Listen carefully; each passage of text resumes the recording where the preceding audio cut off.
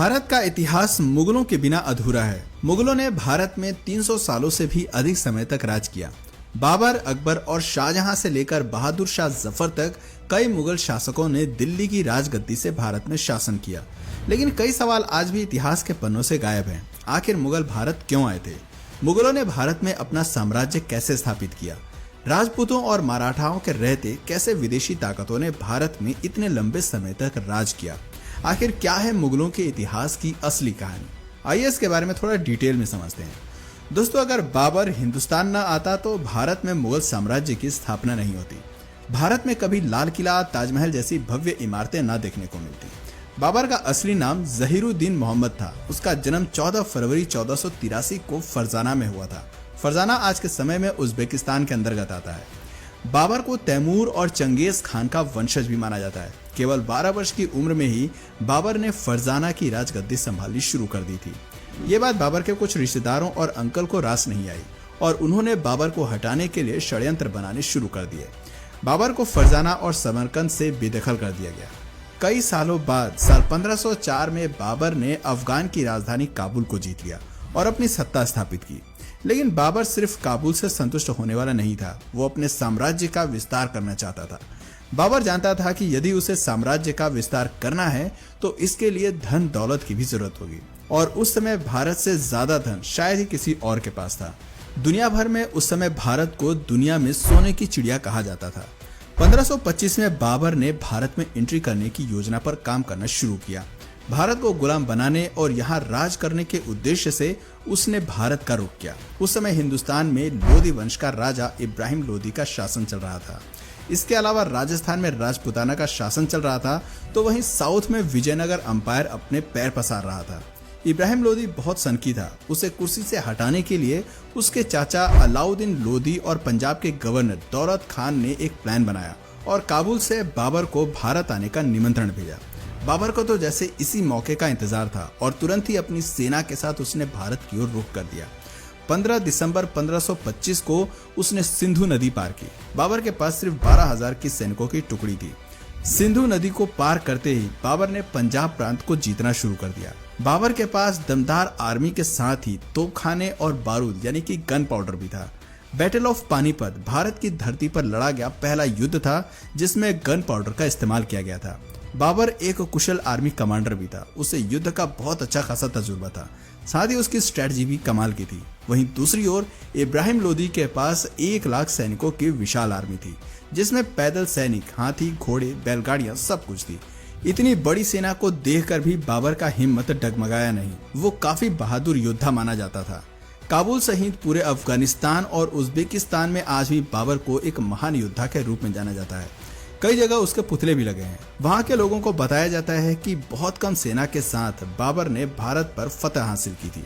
पानीपत दिल्ली से करीब 60 किलोमीटर की दूरी पर स्थित है और वर्तमान समय में हरियाणा का एक जिला है। बाबर ने इब्राहिम लोधी को युद्ध के लिए ललकारना शुरू किया। अपनी रणनीति वो पहले ही बना चुका था। उसने दुश्मन के इलाके में एक खाई खुदवाई जिससे कि लोधी की सेना ज्यादा फैलाव न कर पाए और बाबर की सेना को आसान टारगेट मिल सके। बाबर की सेना के कुछ लोगों ने कहा कि हमें वापस लौट जाना चाहिए, लेकिन बाबर ने वापस जाने से साफ इनकार कर दिया। उसने कहा कि हम इतने दूर आए हैं तो अब दिल्ली जीते बिना वापस नहीं लौटेंगे। बाबर अपनी सेना की प्लानिंग बहुत अच्छी तरीके से करता था। सबसे आगे स्काउट्स खड़े होते थे जो दुश्मन सेना की खबर बाबर तक पहुंचाते थे। उसके पीछे बैलगाड़ियां लाइन से खड़ी कर देता था। सभी बैलगाड़ी को चमड़े की बेल्ट से बांध दिया जाता था और उनमें थोड़ा थोड़ा गैप छोड़ दिया जाता था। उन गैप्स में सैनिक तीर कमान लेकर खड़े होते थे और बीच में थोड़ी थोड़ी दूरी पर ही तोपखाने भी तैनात कर दिए जाते थे। सैनिकों के पास जो तीर कमान होते थे वो भी कोई साधारण नहीं थे। उनकी डोरी खींचने में ही काफी ताकत लगती थी। एक तीर 600 मीटर की दूरी तक जा सकता था, जो करीब 7 फुटबॉल के स्टेडियम के बराबर है। हर 5 सेकंड में सैनिक तीर चला सकता था और एक तीर 4000 पाउंड का फोर्स क्रिएट कर सकता था। बाबर के पास एक वेल ऑर्गेनाइज्ड आर्मी थी। दूसरी ओर लोधी की सेना ने भी मैदान में डेरा डाल दिया, जिसमें 1 लाख से अधिक सैनिक थे।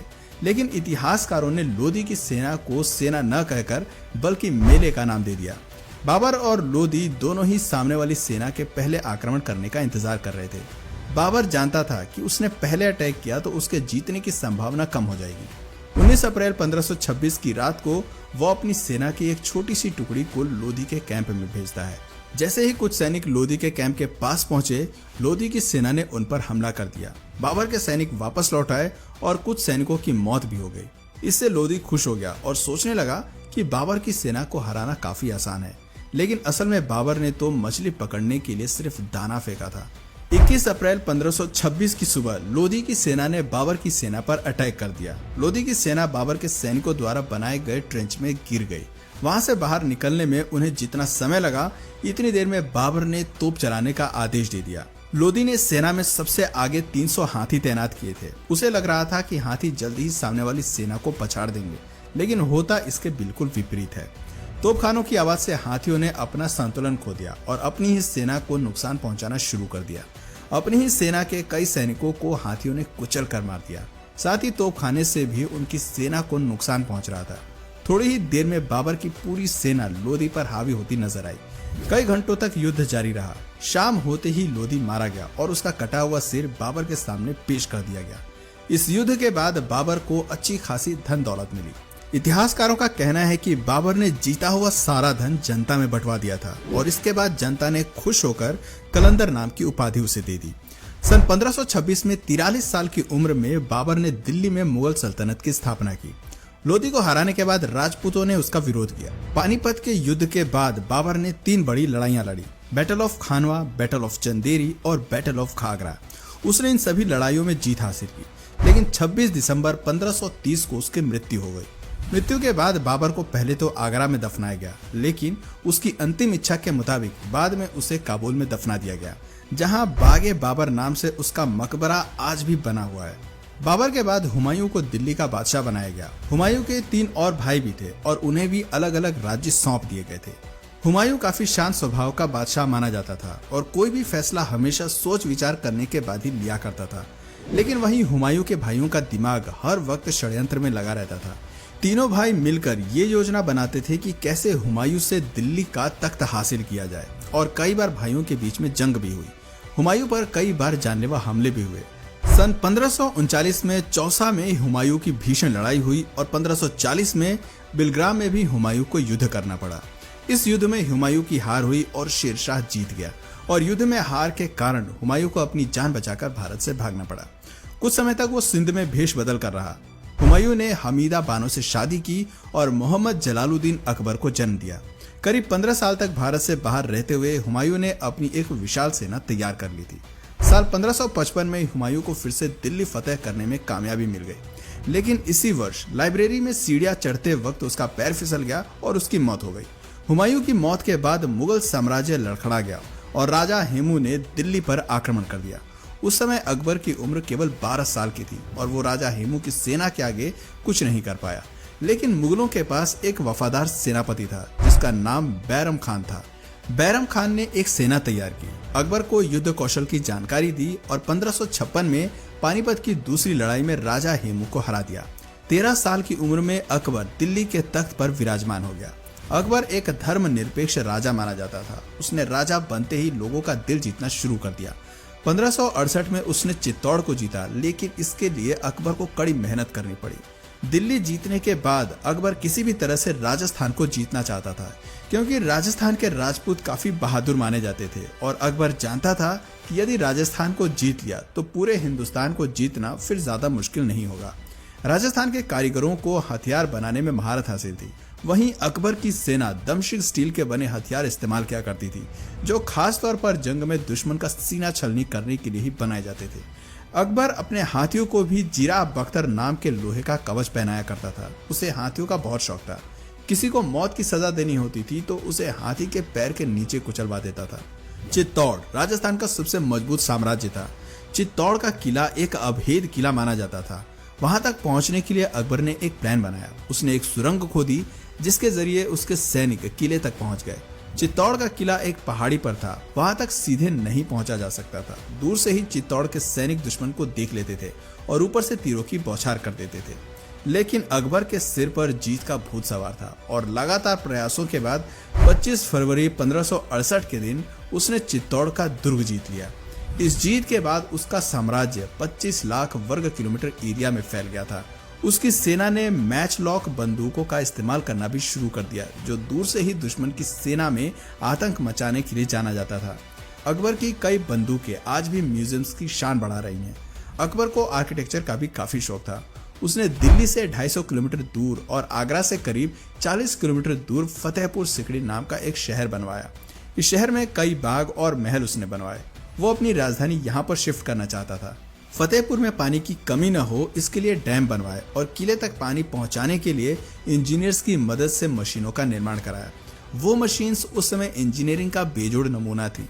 कहा जाता है कि अकबर ने खुद शहर का नक्शा तैयार किया था और शहर बनाने में उसने खुद भी मजदूरों के साथ कुछ दिन काम भी किया था।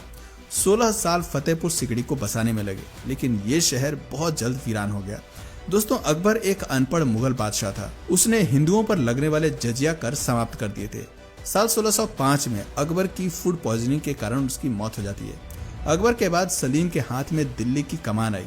सलीम असल में एक अय्याश किस्म का व्यक्ति था। सलीम को अपना नाम भी पसंद नहीं था और उसने अपना नाम बदलकर जहांगीर रख लिया।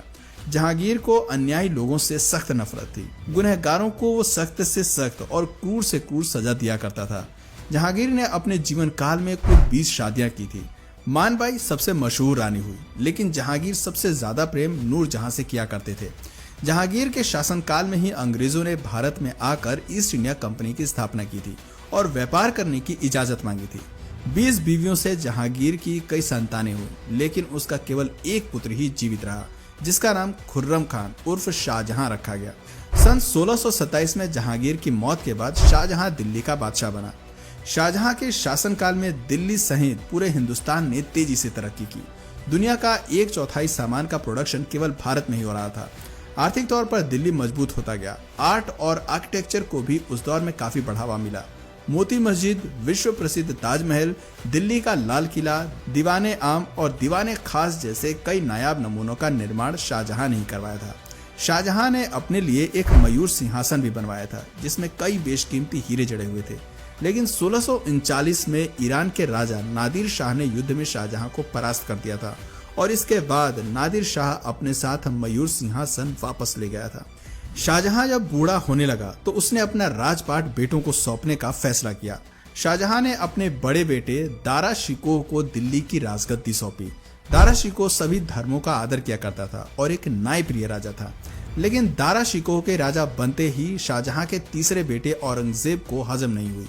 औरंगजेब ने सन 1658 में अपने भाई के खिलाफ युद्ध छेड़ दिया और दिल्ली का बादशाह बन गया। बादशाह बनते ही औरंगजेब ने अपने पिता को आगरा के किले में बंद करवा दिया और अपने भाई को मौत के घाट उतार दिया। औरंगजेब कितना क्रूर था इसका अंदाजा आप इस बात से लगा सकते हैं कि भाई के मौत के बाद उसका गला धड़ से अलग करके औरंगजेब अपने पिता के पास ले गया था। औरंगजेब के बादशाह बनते ही हिंदुओं पर अत्याचार करने उसने शुरू कर दिए। जगह जगह मंदिर तुड़वाकर मस्जिदों का निर्माण कराया। कई हिंदुओं का जबरन धर्म परिवर्तन किया गया। उसके शासनकाल में ही हर जगह कत्ले आम हो रहा था। ये बातें मराठा, मारवाड़ा, राजपूत सहित कई हिंदू राजाओं को पसंद नहीं आई और औरंगजेब के खिलाफ युद्ध का शंखनाद कर दिया। औरंगजेब युद्ध में घायल हुआ और करीब 3 महीने तक वो बिस्तर पर ही रहा और सन 1707 में बिस्तर पर ही उसने दम तोड़ दिया। औरंगजेब की मौत के बाद मुगल साम्राज्य धीरे धीरे अंधेर की ओर बढ़ने लगा। इसके बाद दिल्ली में कई मुगल बादशाह बने, लेकिन किसी में भी वो बात नहीं थी जो अभी तक के सभी मुगलों में थी। सन 1707 से 1712 तक बहादुर शाह प्रथम ने राज किया। उसके बाद जहांदर शाह, फारूक सियार, मोहम्मद शाह रंगीला, आलमगीर, शाहजहां तृतीय, अकबर द्वितीय सहित कई राजा हुए। किसी ने भी बहुत अधिक समय तक राज नहीं किया और बहुत कम समय में ही दिल्ली के बादशाह बदलते रहे। वहीं दूसरी ओर अंग्रेज लगातार मजबूत हो रहे थे और कई राज्यों में मुगलों के शासन का अंत हो चुका था। मुगलों के अंतिम शासक बहादुर शाह जफर द्वितीय हुए, जिनकी मौत सन 1862 में म्यांमार में हुई थी। लेकिन बहादुर शाह जफर की मौत से पहले ही मुगल साम्राज्य का अंत हो गया था। सन 1857 मुगल साम्राज्य का दिल्ली में अंतिम समय माना जाता है। तो दोस्तों, ये थी भारत में मुगलों के इतिहास की असली कहानी। दोस्तों, अगर इसी तरह के और भी इंटरेस्टिंग टॉपिक्स आपको पसंद है तो नीचे कमेंट सेक्शन में पार्ट 2 जरूर लिखिएगा। और अगर इस वीडियो से आपको कुछ नया जानने या सीखने को मिला या फिर इंटरेस्टिंग लगा तो प्लीज इस वीडियो को एक लाइक करके अपने फ्रेंड्स और फैमिली में से जरूर शेयर करें। और यदि आप